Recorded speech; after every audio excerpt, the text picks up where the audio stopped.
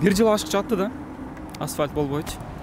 Эми асфальт болду мына көр тастарга бир шайлоо учурда болду да, шашилишчи. Бирок уже кабат да, мурунку акыбалдан жаман болуп калды. Азырчы катык келесин түшүп кетсе өлдү. Качество жок. Эптеп эле шубап коюш керек болду. Ошодон болот да, качество болсо турат го башка асфальттар, 10 жыл, 30 жыл, 50 жылдап турат. Бул 1 жылга жетпей жок болду. Асфальтсыз бузулган бойдон 1 жыл же 1,5 жыл турду да. Неме да начар кылып койгон да, талапка жооп бербей турган кылып койгон да. Мына эле үстүнө асфальтты мына эле шубап койгон да. Мына эл көзүнө элечи. Ошол себеп болуп эле бузулуп кетти мына 2 ай 3 айда эле. Өзү вообще Кыргызстанда эле мына талапка бере турган асфальт салынбайт го. Арабанын жолу дагы эле ошондой эле. Талапка жооп бербейт.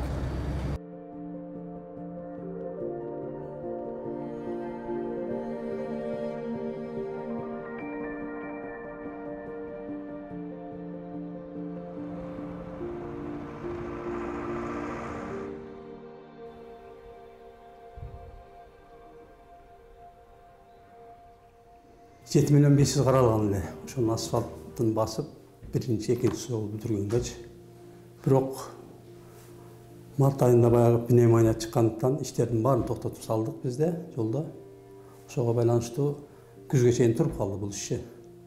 Анан күзгө келип, сентябрдын аягына келгенде анан таксисттерден, айдоочулардан, элден наразылык болгондон ошол проблеманы чечип туралы деп солярка бирөөдөн мамиле кылдык. 27 тонна, 72 тонна битумду бирөөдөн мамиле кылып, асфальтты өзүбүздүн Ош Сарыташ Иркештам автожол башкармалыгынын заводу бар. Өзүнүн ушул министерствонун заводу. Ошол жерден асфальтты чыгарып алып келип басканбыз. Өзү проект боюнча 2 слой болуш керек, 2 катмар болуш керек, алдыңкы үстүңкү болуп. Алдыңкысы 6 см, үстүңкүсү 5 см, жалпысы 11 см болуш керек эле. Биз бир эле катмарын басканга күчүбүз ошого жетти, 6 см эле.